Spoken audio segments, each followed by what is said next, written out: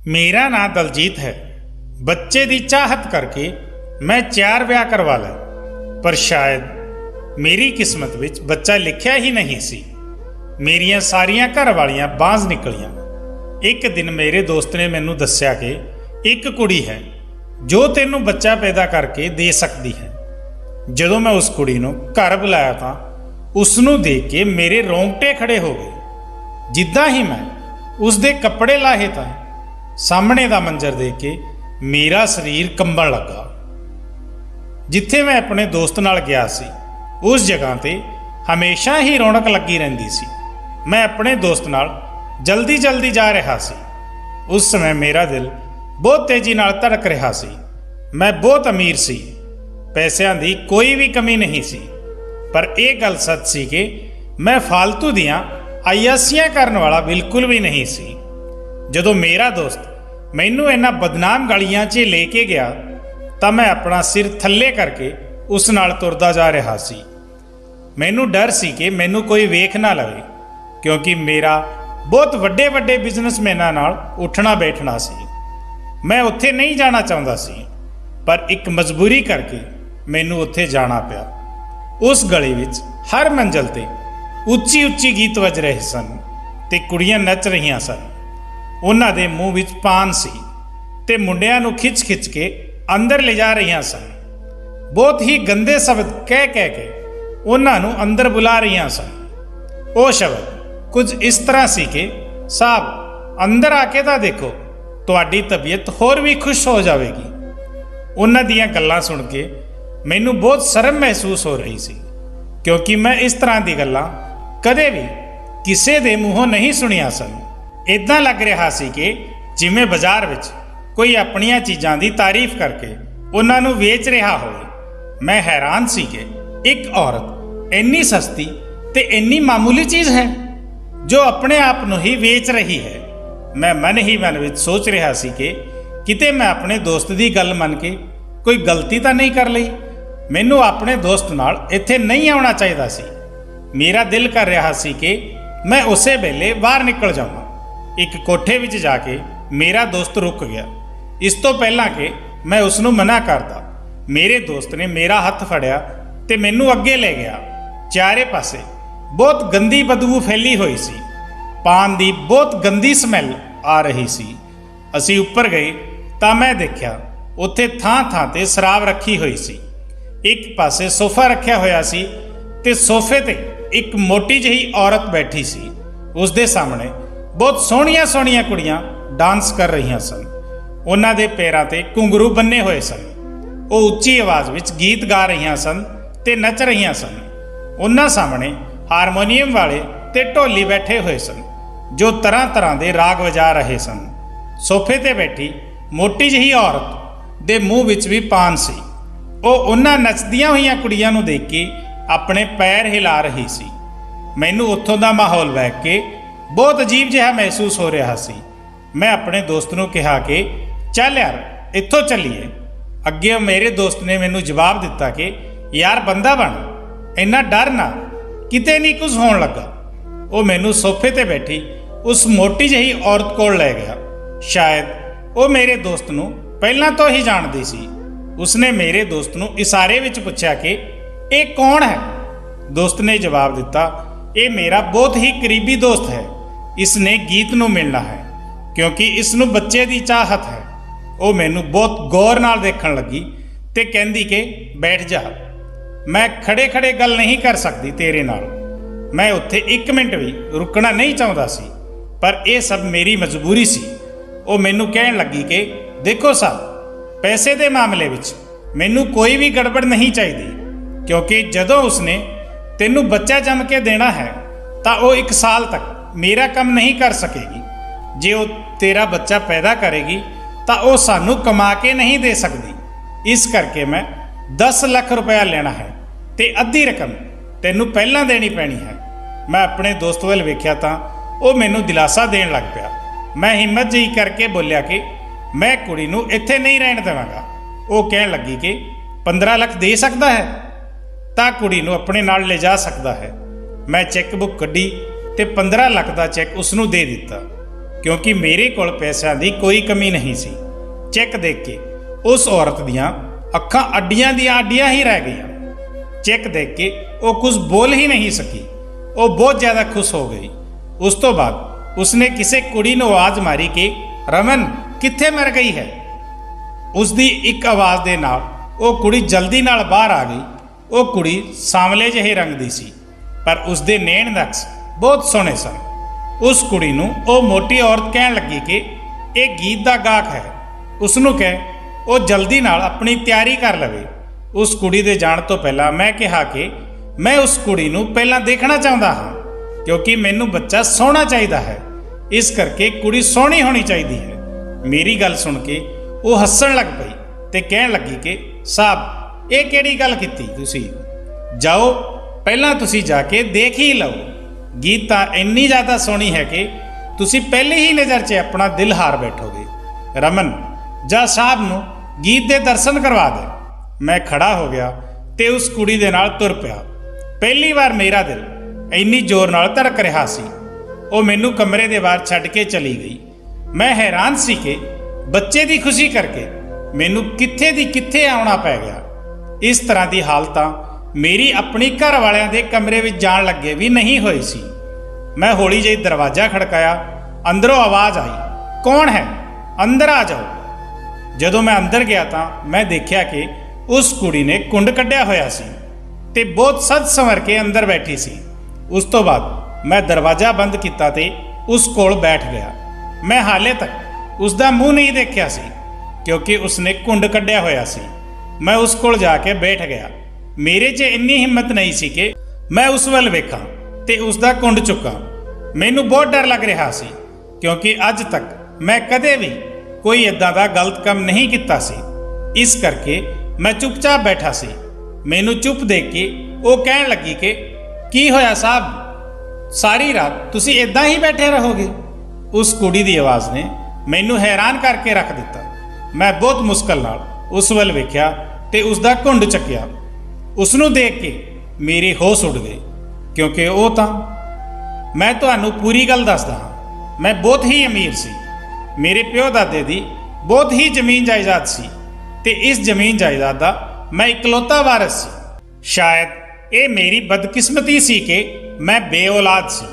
मेरा पहला विआह मेरे माँ प्यो की पसंद नाल होया सी। वो सुभाਅ दी बहुत चंगी सी।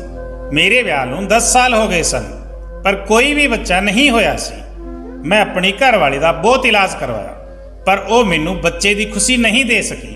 मैं अपने भी सारे टेस्ट करवाए कि किते मेरे विच तां कोई कमी नहीं, पर डॉक्टर ने मैनू कहा कि तुहाडी वाइफ कदे भी मां नहीं बन सकती, तुहाडे विच कोई भी कमी नहीं है।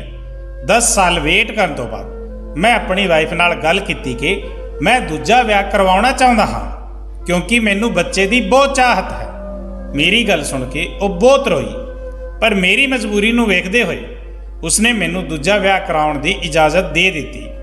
मैं दूजा विआह करवा लिया ते मेरे दूजे विआह नूं भी 6 साल हो चुके सन। फिर मेरी दूजी घरवाली भी बच्चे की चाहत पूरी ना कर सकी। इस करके मैं मजबूरी विच तीजा विआह करवा लिया, पर वो भी मैनू बच्चा नहीं दे सकी। उस तो बाद मेरी चौथी घरवाली ने भी मैनू बच्चे की खुशी नहीं दी। कई साल इदां ही बीत गए, पर बच्चे की खुशी पूरी नहीं हो सकी। हुण तां मेरी उम्र भी काफ़ी हो चुकी सी। अपनियां घरवालियां दा इलाज करवा के मैं थक चुकिया सी। पता नहीं की दिक्कत सी, हर बार मेरियां घरवालियां दी रिपोर्ट ही गलत निकलदी ते मेरी रिपोर्ट बिल्कुल सही निकलदी। कदे कदे मेरा दिल मनदा ही नहीं सी कि इदां किदां हो सकता है, मेरियां चारे घरवालियां बांझ किदां हो सकदियां हन। खैर जो मर्जी सी, पर हुण मैं 5वां विआह नहीं करवा सकदा सी। 4 विआह करन तो बाद लोकी मेरे ते हसदे सन ते तरह तरह दीयां गल्लां करदे सन। जिद्दां मर्जी सी, पर मैनू अपनियां चारे घरवालियां बहुत चंगियां लगदियां सन। मैं उन्हां सारियां नूं बराबर दा हक दिंदा सी ते प्यार करदा सी। मेरियां चारे घरवालियां भी आपस विच बहुत प्यार करदियां सन ते मिल जुल के रहिंदियां सन। मैं अपनी जिंदगी दे उस मुकाम ते पहुंच चुका सी जिस तो अगे हुण मेरा बुढ़ापा ही सी। मेरी इन्नी जायदाद दा भी की हुंदा जे घर दा कोई वारस ही ना हुंदा। मैनू किते भी सकून नहीं मिल रहा सी। ਸਾਰਾ ਦਿਨ ਮੇਰਾ ਦਿਲ ਦੁਖੀ ਰਹਿੰਦਾ ਸੀ। ਇਸ ਮਾਮਲੇ ਬਾਰੇ ਜਦੋਂ ਮੈਂ ਆਪਣੇ ਦੋਸਤ ਨਾਲ ਗੱਲ ਕੀਤੀ, ਮੇਰੇ ਦੋਸਤ ਨੇ ਮੈਨੂੰ ਇੱਕ ਗੱਲ ਕਹੀ ਜੋ ਬਿਲਕੁਲ ਗਲਤ ਸੀ। ਪਹਿਲਾਂ ਤਾਂ ਮੈਂ ਮਨਾ ਕਰ ਦਿੱਤਾ ਸੀ। ਮੈਂ ਉਸ ਨੂੰ ਕਿਹਾ ਕਿ ਮੈਂ ਬਹੁਤ ਸ਼ਰੀਫ ਬੰਦਾ ਹਾਂ, ਮੈਂ ਕੋਠੇ ਵਾਲੀਆਂ ਤੋਂ ਬੱਚਾ ਪੈਦਾ ਕਿਉਂ ਕਰਵਾਵਾਂਗਾ। ਉਹ ਮੈਨੂੰ ਕਹਿਣ ਲੱਗਾ ਕਿ ਹੁਣ ਤੈਨੂੰ ਬੱਚੇ ਦੀ ਚਾਹਤ ਕਰਕੇ 5ਵਾਂ 6ਵਾਂ 7ਵਾਂ ਵਿਆਹ ਕਰੇਗਾ। ਉਹ ਕਹਿੰਦਾ ਯਾਰ ਮੈਂ ਤੈਨੂੰ ਪਿਆਰ ਨਾਲ ਕਹਿ ਰਿਹਾ ਹਾਂ, ਹੁਣ ਤੂੰ ਬੁਢਾਪੇ ਵੱਲ ਵੱਧ ਰਿਹਾ ਹੈ। ਮੈਂ ਚਾਹੁੰਦਾ ਹਾਂ ਕਿ ਸਮੇਂ ਦੇ ਨਿਕਲਣ ਤੋਂ ਪਹਿਲਾਂ ਤੂੰ ਬੱਚਾ ਪੈਦਾ ਕਰਵਾ ਲੈ। ਮੈਨੂੰ ਉਸ ਦੀ ਗੱਲ ਠੀਕ ਲੱਗੀ ਕਿਉਂਕਿ ਮੈਨੂੰ ਬੱਚਾ ਚਾਹੀਦਾ ਸੀ। ਉਹ ਮੈਨੂੰ ਕਹਿਣ ਲੱਗਾ ਕਿ ਜਿਹੜੀ ਗੱਲ ਮੈਂ ਤੈਨੂੰ ਦੱਸ ਰਿਹਾ ਹਾਂ ਉਸ ਨਾਲ ਬੱਚਾ ਵੀ ਪੈਦਾ ਹੋ ਜਾਵੇਗਾ ਤੇ ਤੈਨੂੰ 5ਵਾਂ ਵਿਆਹ ਵੀ ਨਹੀਂ ਕਰਵਾਉਣਾ ਪਵੇਗਾ। ਜੇ ਕੋਈ ਪੁੱਛੇਗਾ ਤਾਂ ਤੂੰ ਉਸ ਨੂੰ ਦੱਸ ਦੇਣਾ ਕਿ ਮੇਰੀਆਂ 4 ਘਰ ਵਾਲੀਆਂ ਵਿੱਚੋਂ ਇੱਕ ਨੂੰ ਬੱਚਾ ਹੋ ਗਿਆ। ਮੈਂ ਕਾਫੀ ਦਿਨਾਂ ਤੱਕ ਇਸ ਗੱਲ ਬਾਰੇ ਸੋਚਦਾ ਰਿਹਾ, ਪਰ ਮੈਨੂੰ ਇਸ ਗੱਲ ਦਾ ਯਕੀਨ ਸੀ ਕਿ ਮੇਰੀਆਂ ਘਰ ਵਾਲੀਆਂ ਮੈਨੂੰ ਇਸ ਕੰਮ ਦੀ ਇਜਾਜ਼ਤ ਨਹੀਂ ਦੇ ਸਕਦੀਆਂ। ਇੱਕ ਤਾਂ ਮੈਂ ਆਪਣੇ ਬੱਚੇ ਨੂੰ ਲੈ ਕੇ ਪਰੇਸ਼ਾਨ ਸੀ ਤੇ ਦੂਜੇ ਪਾਸੇ ਮੇਰੀ ਦੂਜੀ ਘਰ ਵਾਲੀ ਬਹੁਤ ਬਿਮਾਰ ਰਹਿਣ ਲੱਗ ਪਈ ਸੀ। ਮੈਂ ਆਪਣੀਆਂ 3 ਘਰ ਵਾਲੀਆਂ ਤੋਂ ਇਜਾਜ਼ਤ ਲਈ ਤੇ ਆਪਣੀ ਦੂਜੀ ਘਰ ਵਾਲੀ ਦੇ ਨਾਲ ਸਮਾਂ ਬਿਤਾਉਣ ਲੱਗ ਪਿਆ। ਮੇਰੀਆਂ 3 ਘਰ ਵਾਲੀਆਂ ਨੇ ਮੈਨੂੰ ਖੁਸ਼ੀ-ਖੁਸ਼ੀ ਇਜਾਜ਼ਤ ਦੇ ਦਿੱਤੀ। ਉਹ ਸਾਰੀਆਂ ਆਪਸ ਵਿੱਚ ਬਣਾ ਕੇ ਰੱਖਦੀਆਂ ਸਨ। ਮੇਰੀ ਕਿਸਮਤ ਹੀ ਖਰਾਬ ਸੀ, ਇਸ ਕਰਕੇ ਸ਼ਾਇਦ ਮੇਰੇ ਬੱਚੇ ਦੀ ਚਾਹਤ ਪੂਰੀ ਨਹੀਂ ਹੋ ਸਕੀ। ਬੱਚੇ ਦੀ ਖੁਸ਼ੀ ਤਾਂ ਮੈਨੂੰ ਨਹੀਂ ਮਿਲੀ, ਪਰ ਮੈਂ ਆਪਣੀ ਕਿਸੇ ਵੀ ਘਰ ਵਾਲੀ ਨੂੰ ਛੱਡ ਨਹੀਂ ਸਕਦਾ ਸੀ। ਇਹ ਮੇਰੇ ਅਸੂਲਾਂ ਦੇ ਖਿਲਾਫ ਸੀ। ਮੇਰੇ ਦੋਸਤ ਨੇ ਮੈਨੂੰ ਜੋ ਰਾਹ ਦਿਖਾਇਆ ਸੀ, ਅਖੀਰ ਮੈਂ ਉਸ ਰਾਹ ਤੇ ਚੱਲ ਪਿਆ। ਆਪਣੇ ਦੋਸਤ ਨਾਲ ਉਸ ਕੋਠੇ ਵਾਲੀ ਕੋਲ ਚਲਾ ਗਿਆ, ਪਰ ਜਦੋਂ ਮੈਂ ਉਸ ਕੁੜੀ ਦਾ ਚਿਹਰਾ ਦੇਖਿਆ ਤਾਂ ਮੇਰੇ ਹੋਸ਼ ਉੱਡ ਗਏ। ਮੈਂ ਜਲਦੀ ਨਾਲ ਕੋਠੇ ਤੋਂ ਬਾਹਰ ਨਿਕਲ ਆਇਆ। ਉਸ ਤੋਂ ਬਾਅਦ ਮੈਂ ਕੋਠੇ ਤੇ ਨਹੀਂ ਰੁਕਿਆ। ਮੇਰਾ ਦੋਸਤ ਮੈਨੂੰ ਆਵਾਜ਼ਾਂ ਮਾਰਦਾ ਰਿਹਾ, ਪਰ ਮੈਂ ਉਸ ਦੀ ਇੱਕ ਨਾ ਸੁਣੀ। ਉਹ ਮੈਨੂੰ ਪੁੱਛਦਾ ਰਿਹਾ ਕਿ ਕੀ ਹੋਇਆ, ਤੂੰ ਕੋਈ ਜਵਾਬ ਕਿਉਂ ਨਹੀਂ ਦੇ ਰਿਹਾ। ਮੈਂ ਜਲਦੀ ਨਾਲ ਉੱਥੋਂ ਭੱਜ ਆਇਆ ਤੇ ਗੱਡੀ ਵਿੱਚ ਆ ਕੇ ਬੈਠ ਗਿਆ। ਮੈਂ ਆਪਣੇ ਦੋਸਤ ਦੀ ਵੀ ਉਡੀਕ ਨਹੀਂ ਕੀਤੀ। ਮੈਂ ਮਨ ਹੀ ਮਨ ਵਿੱਚ ਸੋਚ ਕੇ ਪਰੇਸ਼ਾਨ ਹੋ ਰਿਹਾ ਸੀ। ਦੁਖੀ ਹੁੰਦਾ ਹੋਇਆ ਮੈਂ ਘਰ ਆ ਗਿਆ। ਮੈਂ ਆਪਣੀ ਕਿਸੇ ਵੀ ਘਰ ਵਾਲੀ ਦੇ ਕਮਰੇ ਵਿੱਚ ਨਹੀਂ ਜਾਣਾ ਚਾਹੁੰਦਾ ਸੀ। ਮੈਂ ਸੋਫੇ ਤੇ ਬੈਠ ਕੇ ਸੋਚਣ ਲੱਗਾ। ਰਾਤ ਹੋਈ ਤਾਂ ਵਾਰ-ਵਾਰ ਮੇਰੇ ਸਾਹਮਣੇ ਉਸ ਮਾਸੂਮ ਕੁੜੀ ਦਾ ਚਿਹਰਾ ਘੁੰਮ ਰਿਹਾ ਸੀ। ਉਸ ਕੁੜੀ ਨੂੰ ਦੇਖ ਕੇ ਮੈਨੂੰ ਉਸ ਤੇ ਬਹੁਤ ਤਰਸ ਆ ਰਿਹਾ ਸੀ।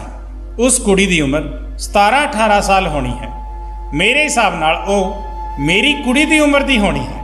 ਮੇਰੇ ਸੰਸਕਾਰਾਂ ਨੇ ਮੈਨੂੰ ਬਿਲਕੁਲ ਇਜਾਜ਼ਤ ਨਹੀਂ ਦਿੱਤੀ ਕਿ ਮੈਂ ਉਸ ਨਾਲ ਸਰੀਰਕ ਸੰਬੰਧ ਬਣਾਵਾਂ। ਉਸੇ ਵੇਲੇ ਮੇਰੀ ਦੂਜੀ ਘਰ ਵਾਲੀ ਮੇਰੇ ਕੋਲ ਆਈ ਤੇ ਕਹਿਣ ਲੱਗੀ ਕਿ ਕੀ ਹੋਇਆ, ਤੁਸੀਂ ਹਾਲੇ ਤੱਕ ਸੋਏ ਕਿਉਂ ਨਹੀਂ। ਮੈਂ ਉਸ ਨੂੰ ਕੁਝ ਨਹੀਂ ਕਿਹਾ। ਉਹ ਮੇਰੇ ਕੋਲ ਬੈਠ ਗਈ ਤੇ ਕਹਿਣ ਲੱਗੀ, ਤੁਹਾਨੂੰ ਕੋਈ ਪਰੇਸ਼ਾਨੀ ਹੈ, ਦੱਸ ਦਿਓ। ਮੈਂ ਉਸ ਦਾ ਹੱਥ ਫੜਿਆ ਤੇ ਉਸ ਨੂੰ ਕਿਹਾ ਕਿ ਹੁਣ ਤੇਰੀ ਤਬੀਅਤ ਕਿੱਦਾਂ ਹੈ।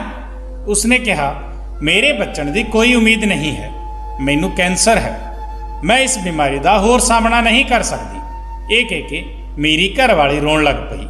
ਮੈਂ ਵੀ ਜਾਣਦਾ ਸੀ ਕਿ ਮੇਰੀ ਘਰ ਵਾਲੀ ਕੁਝ ਦਿਨਾਂ ਦੀ ਮਹਿਮਾਨ ਹੈ, ਇਸ ਕਰਕੇ ਮੈਂ ਆਪਣਾ ਜ਼ਿਆਦਾ ਤੋਂ ਜ਼ਿਆਦਾ ਸਮਾਂ ਉਸ ਨਾਲ ਬਿਤਾਉਂਦਾ ਸੀ। ਮੈਂ ਉਸ ਨੂੰ ਗਲ ਲਾ ਲਿਆ ਤੇ ਕਿਹਾ ਕਿ ਮੈਂ ਚਾਹੁੰਦਾ ਹਾਂ ਕਿ ਮੈਂ ਤੈਨੂੰ ਲੰਡਨ ਲੈ ਜਾਵਾਂ ਤੇ ਉੱਥੇ ਤੇਰਾ ਇਲਾਜ ਕਰਵਾਵਾਂ। ਉਹ ਕਹਿੰਦੀ, ਜੀ ਹੁਣ ਕੋਈ ਫਰਕ ਨਹੀਂ ਪੈਣਾ, ਸਮਾਂ ਲੰਘ ਗਿਆ ਹੈ। ਮੈਂ ਚਾਹੁੰਦੀ ਹਾਂ ਕਿ ਮੇਰੇ ਮਰਨ ਤੋਂ ਪਹਿਲਾਂ ਤੁਸੀਂ ਮੇਰੀ ਇੱਕ ਆਖਰੀ ਇੱਛਾ ਪੂਰੀ ਕਰ ਦਿਓ। ਮੈਂ ਆਪਣੇ ਘਰ ਵਿੱਚ ਇੱਕ ਛੋਟੇ ਜਿਹੇ ਬੱਚੇ ਦੀਆਂ ਕਿਲਕਾਰੀਆਂ ਸੁਣਨਾ ਚਾਹੁੰਦੀ ਹਾਂ। ਇੱਕ ਛੋਟਾ ਜਿਹਾ ਬੱਚਾ ਜੋ ਬਹੁਤ ਪਿਆਰਾ ਹੋਏ। ਉਹ ਬੱਚਾ ਮੈਂ ਤੁਹਾਡੀ ਗੋਦ ਵਿੱਚ ਦੇਖਣਾ ਚਾਹੁੰਦੀ ਹਾਂ। ਜੇ ਤੁਸੀਂ ਚਾਹੋ ਤਾਂ ਮੈਨੂੰ ਤਲਾਕ ਦੇ ਸਕਦੇ ਹੋ ਤੇ ਕਿਸੇ ਹੋਰ ਨਾਲ ਵਿਆਹ ਕਰਵਾ ਸਕਦੇ ਹੋ ਜੋ ਤੁਹਾਨੂੰ ਬੱਚਾ ਦੇ ਸਕੇ। ਆਪਣੀ ਘਰਵਾਲੀ ਦੀ ਗੱਲ ਸੁਣ ਕੇ ਮੇਰੀਆਂ ਅੱਖਾਂ 'ਚੋਂ ਪਾਣੀ ਆ ਗਿਆ। ਮੈਂ ਉਸ ਨੂੰ ਕਿਹਾ ਕਿ ਮੈਨੂੰ ਮਾਫ਼ ਕਰ ਦਿਓ, ਮੈਂ ਪਹਿਲਾਂ ਹੀ ਤੈਨੂੰ ਬਹੁਤ ਦੁੱਖ ਦਿੱਤੇ ਹਨ। ਮੇਰੀ ਗੱਲ ਸੁਣ ਕੇ ਉਹ ਬਹੁਤ ਹੀ ਦੁਖੀ ਹੋ ਗਈ ਤੇ ਕਹਿਣ ਲੱਗੀ, ਮੈਨੂੰ ਤੁਹਾਡੀ ਕੋਈ ਵੀ ਗੱਲ ਬੁਰੀ ਨਹੀਂ ਲੱਗੀ। ਪਹਿਲਾਂ ਮੈਨੂੰ ਥੋੜਾ ਦੁੱਖ ਹੁੰਦਾ ਸੀ, ਪਰ ਹੁਣ ਮੈਂ ਸਮਝ ਗਈ ਕਿ ਤੁਹਾਡੇ ਮਨ ਵਿੱਚ ਵੀ ਬੱਚੇ ਦੀ ਚਾਹਤ ਹੋਣੀ ਹੈ। ਇਸ ਕਰਕੇ ਮੈਂ ਆਪਣੇ ਮਨ ਨੂੰ ਸਮਝਾ ਲਿਆ ਸੀ, ਪਰ ਮੈਨੂੰ ਕੀ ਪਤਾ ਸੀ ਮੇਰੀ ਭੈੜੀ ਸ਼ਕਲ ਦਾ ਸਾਇਆ ਤੁਹਾਨੂੰ ਕਦੇ ਵੀ ਬਾਪ ਨਹੀਂ ਬਣਾ ਸਕਦਾ। ਇਸ ਕਰਕੇ ਤੁਸੀਂ ਮੈਨੂੰ ਤਲਾਕ ਦੇ ਦਿਓ। ਉਸ ਤੋਂ ਬਾਅਦ ਮੈਂ ਹਮੇਸ਼ਾ ਲਈ ਤੁਹਾਡੀ ਜ਼ਿੰਦਗੀ ਤੋਂ ਚਲੀ ਜਾਵਾਂਗੀ ਤੇ ਤੁਹਾਨੂੰ ਬੱਚੇ ਦੀ ਖੁਸ਼ੀ ਮਿਲ ਜਾਵੇਗੀ। ਇਹ ਕਹਿ ਕੇ ਉਹ ਰੋਣ ਲੱਗ ਪਈ। मैं उसनों गल लाया ते कहा कि तू रो ना, शायद बच्चा मेरी किस्मत विच है ही नहीं। उस तो बाद वो कहन लगी कि तुसी कोठे तो भज के क्यों आ गए सी। उसदी ये गल सुन के मैनू बहुत वड्डा झटका लगा। मैं कहा ये गल तैनू किसने दसी। वो कहन लगी कि बाकी सारियां गल्लां छड्ड के तुसी मेरी गल दा जवाब दो, तुसी उत्थों वापस क्यों आए सी। मैं कहा कि उस विचारी 17-18 साल की कुड़ी नूं देख के मैनू उस ते तरस आ गया। पता नहीं इन्नी घट उम्र दीयां कुड़ियां तो इन्ना घटिया काम क्यों करवाउंदे हन। इस करके मैं उत्थों जल्दी नाल भज आया सी। वो कहंदी तुसी उस नाल विआह करवा लो। मैं कहा कि की हो गया तैनू, तू होश विच तां है। नहीं, मैं इस तरह नहीं कर सकदा, मैं उस नाल विआह नहीं करवा सकदा। उसदी मालकन मैनू ये सब करने लई इजाजत नहीं दे सकती। दूजी गल यह है कि वो कुड़ी बहुत ही ज़्यादा छोटी है। मैनू तां उस कोल जाण लगे भी बहुत शर्म महसूस हुंदी है। वो कहंदी कि हो सकता है तुसी उसनूं उस कोठे चों कढण लई कामयाब हो जाओ। की पता रब तुहानूं इस गल तो खुश हो के बच्चे की खुशी दे देवे। ओदी गल सुन के मैं चुप हो गया। किन्ने दिनां तक मैं इस सब बारे ही सोचदा रहा। जे मैं उस नाल विआह करवा लिया तां शायद वो बेचारी इस गंदगी तो छुटकारा पा सकती है। ये सोचते सोचते ही मैं उस कोठे ते दोबारा फिर पहुंच गया। मैं उस बेचारी नूं उस दलदल चों बाहर कढना चाहुंदा सी। इसलिए मैं 2 करोड़ का चेक उस मोटी औरत के हत्थ विच रख दिता। वो बहुत हैरानी नाल मेरे वाल देखण लगी ते कहण लगी कि इन्ने पैसे क्यों। मैं कहा कि मैं गीत नाल विआह कराउणा चाहुंदा हां। वो बहुत लालची सी, इस करके वो मन गई। उस नाल विआह कराउण तो बाद मैं उसनूं घर ले आया। वो मेरा घर देख रही सी ते मैनूं कहण लगी कि साहब तुहाडा घर तां बहुत वड्डा है, तुसीं तां बहुत ज़्यादा अमीर लगदे हो। मैं अपनी एक घरवाली नूं कहा कि गीत नूं उसदे कमरे विच छड्ड आ। मैं सोफे ते बैठ के सोचण लगा, पर अंदर जाण दी मेरी हिम्मत ही नहीं हो रही सी। मेरियां पहलियां 4 घरवालियां बहुत ही शरीफ सन, क्योंकि उन्हां दी जिंदगी विच आउण वाला मैं पहला इंसान सी। पर गीत दी जिंदगी विच पता नहीं किन्ने बंदे आए सन। जिहड़ी जगह तो वो आई सी वो जगह बहुत गंदगी नाल भरी हुई सी।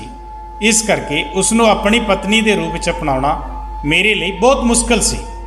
पर एक बच्चे की खातर मैनू ये सब करना पिया। मैं हिम्मत जही करके अंदर चला गया। वो उस समय सुत्ती पई सी। मैं 4 कुड़ियां नाल विआह करवाया सी, पर गीत जिन्नी छोटी कोई भी नहीं सी। मैं उसनूं सौण दिता ते खुद भी सो गया। सवेरे मेरी अख खुली तां वो मेरे वल बहुत हैरानी नाल देख रही सी। रात तो सवेर हो गई, मैं उसनूं हत्थ तक नहीं लाया सी। शायद इस करके वो बहुत हैरान सी। मैं उसनूं कहा कि तू रोटी खा ले, तू रात दा कुछ नहीं खाता।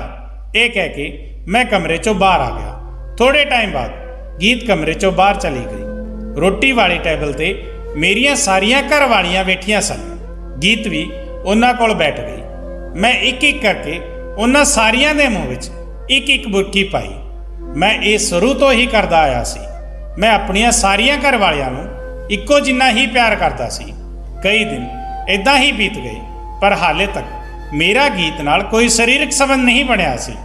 एक दिन वो मैनूं कहण लगी कि तुसीं मैनूं पैसे दे के क्यों खरीदिया। उसकी गल सुन के मैं हैरान हो गया।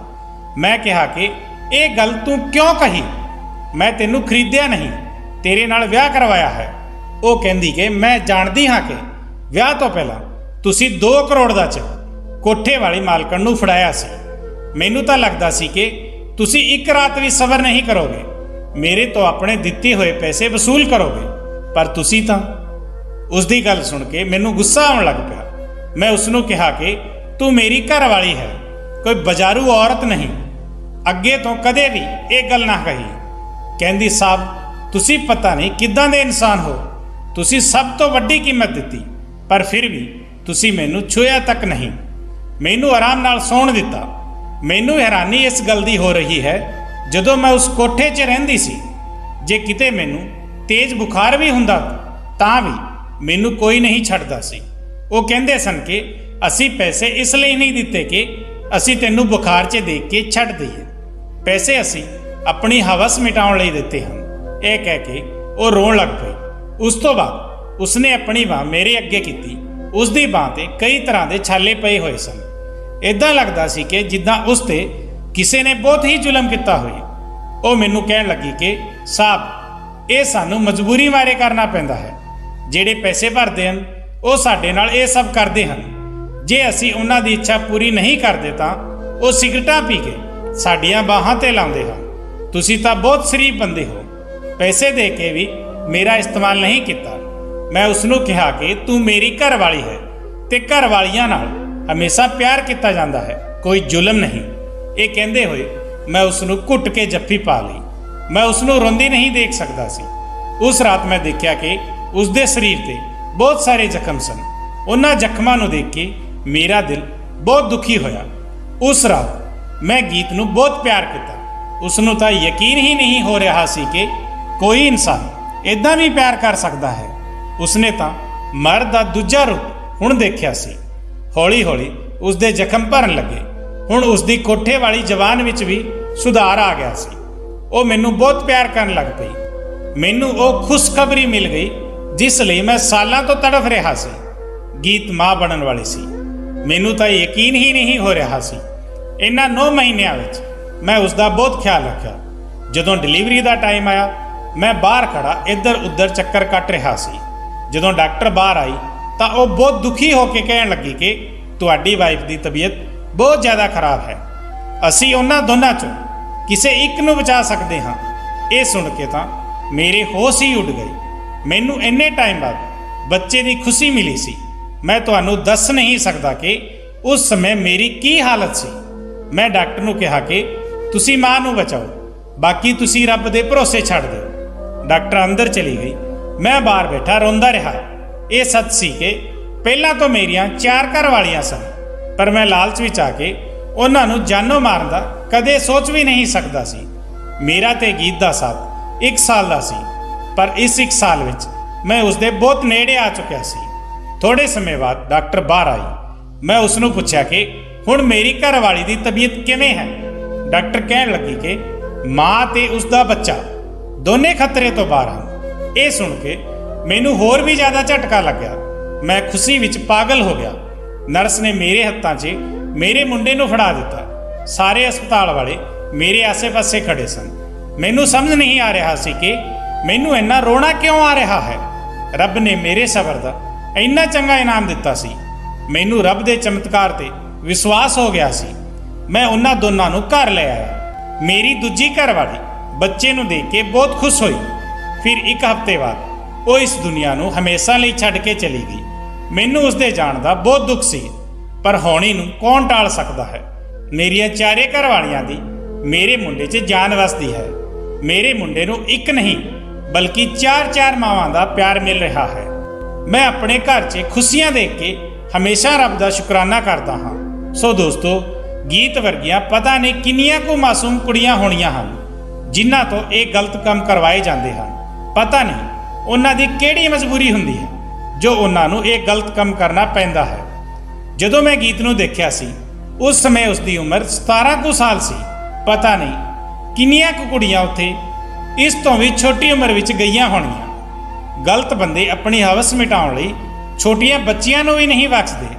ਪੈਸੇ ਦੇ ਜ਼ੋਰ ਤੇ ਉਹ ਕੁੜੀਆਂ ਨੂੰ 1-1 ਰਾਤ ਲਈ ਖਰੀਦ ਲੈਂਦੇ ਹਨ। ਮੇਰੀ ਮਜਬੂਰੀ ਸੀ, ਨਹੀਂ ਤਾਂ ਮੈਂ ਇਸ ਗੰਦੀ ਹਰਕਤ ਬਾਰੇ ਕਦੇ ਸੁਪਨੇ ਵਿੱਚ ਵੀ ਨਹੀਂ ਸੋਚ ਸਕਦਾ ਸੀ। ਸਾਨੂੰ ਕਦੇ ਵੀ ਕਿਸੇ ਦੀ ਮਜਬੂਰੀ ਦਾ ਫਾਇਦਾ ਨਹੀਂ ਚੁੱਕਣਾ ਚਾਹੀਦਾ। ਬਿਨਾਂ ਵਜ੍ਹਾ ਕਿਸੇ ਨਾਲ ਧੱਕਾ ਨਹੀਂ ਕਰਨਾ ਚਾਹੀਦਾ। ਕਿਸੇ ਦੀ ਕੁੜੀ ਨਾਲ ਗਲਤ ਕਰਨ ਤੋਂ ਪਹਿਲਾਂ ਆਪਣੇ ਘਰ ਝਾਤੀ ਮਾਰੋ ਕਿ ਧੀ ਸਾਡੇ ਘਰ ਵੀ ਜੰਮੀ ਹੈ। ਦੂਜੀ ਗੱਲ, ਇਹ ਧੀਆਂ ਤਾਂ ਸਾਰਿਆਂ ਦੀਆਂ ਸਾਂਝੀਆਂ ਹੁੰਦੀਆਂ ਹਨ।